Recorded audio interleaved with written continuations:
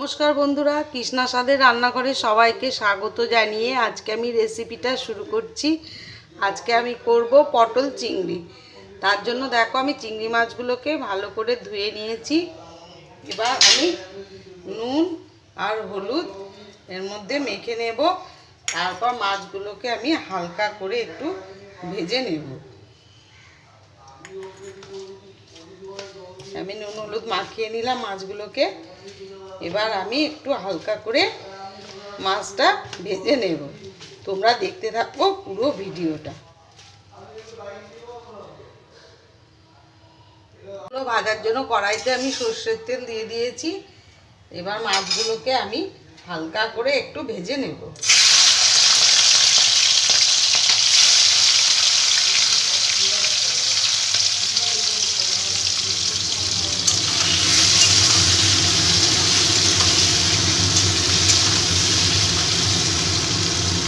মাছগুলো আমার হালকা করে ভাজা হয়ে গেছে। এবার মাছগুলোকে আমি তুলে নিচ্ছি। তেলে আমি দেখো এই পটলগুলোকে এইভাবে ডুমো ডুমো করে কেটে নিয়েছি আর আলুগুলোকে এইভাবে কেটে নিয়েছি। এবার আমি এই আলু পটলগুলো এবার ভেজে নেব। আমি পটলগুলো একটু ভেজে নেব, তারপর আলুগুলো ভাজবো।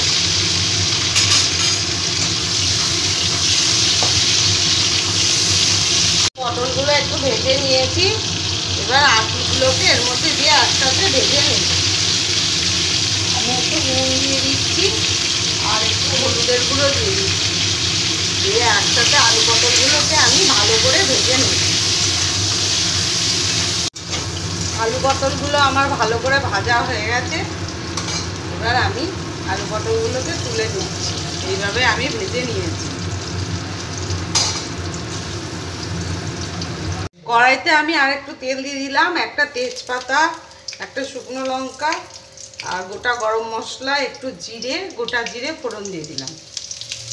ফোড়নটা একটু ভেজে নিয়ে সুন্দর একটা গন্ধ বেরোলে তারপর আমি পেঁয়াজ কুচিটা দিয়ে দেব।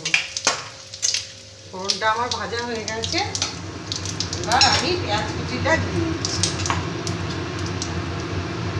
একটা ছোট সাইজের পেঁয়াজ আমি কেটে নিয়েছি। পেঁয়াজ কুচিটা দিয়ে দিলাম। পেঁয়াজটা একটু বাদামি করে আমি ভেজে নেব।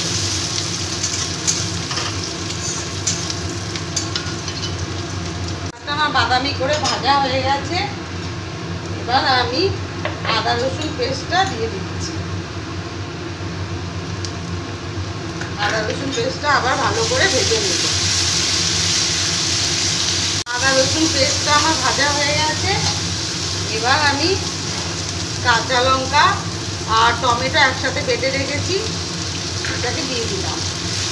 টমেটো আর কাঁচা লঙ্কা এবার একসাথে মিশিয়ে নেব। স্বাদ মতো নুন দিয়ে দিলাম আর একটু হলুদের গুঁড়ো দিয়ে দিচ্ছি। এবার ভালো করে আমি একটু সব কিছু মিশিয়ে নেব। আর 1 চামচ জিরের গুঁড়ো, 1 চামচ ধনের গুঁড়ো দিয়ে দিচ্ছি। সব কিছু একসাথে আমি ভালো করে কষিয়ে নেব। 1 চামচ চিনি দিয়ে দিলাম। দিয়ে আমি মশলাটাকে ভালো করে আবার কষিয়ে নেব। ভালো করে কষানো হয়ে গেছে। এবার আমি কাজু বাদাম আর চালমগজ একসাথে বেটে রেখেছি, এই মিশ্রণটাকে দিয়ে দিলাম। একটু বাটিটা ধুয়ে আবার আমি জল দিয়ে আবার একটু ভালো করে আমি কষিয়ে নেব।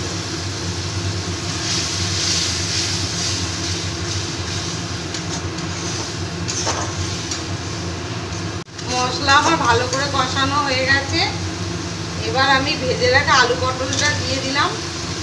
দিয়ে আমি আবার ভালো করে একসাথে মিশিয়ে নেব। আর ভেজে রাখা চিংড়ি মাছটাও দিয়ে দিচ্ছি। সব কিছু আমি একসাথে এবার কষিয়ে নেব ভালো করে।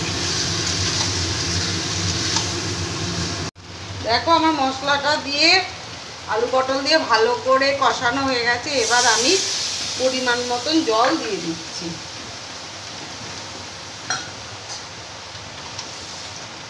ঝোলটা ফুটে এলে তবেই আমার তৈরি হয়ে যাবে আলু পটল চিংড়ির কারি।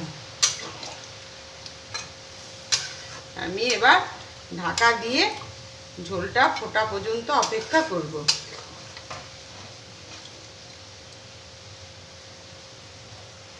রেডি হয়ে গেছে আমার আলু পটল চিংড়ির কারি। উপর থেকে আমি একটু গরম মশলার গুঁড়ো দিয়ে দিলাম আর 1 চামচ ঘি দিয়ে দিচ্ছি। রেসিপিটা যদি তোমাদের ভালো লেগে থাকে তাহলে লাইক কমেন্ট ও শেয়ার করে দিও আর সাবস্ক্রাইব করে দিও ইউটিউব চ্যানেলটিকে। এভাবে একবার আলু পটল চিংড়ি করে দেখবে, তোমাদের খুবই ভালো লাগবে। এটি আমার আলু পটল চিংড়ির কারি। এটা ভাত রুটি সব কিছুর সাথেই চলবে।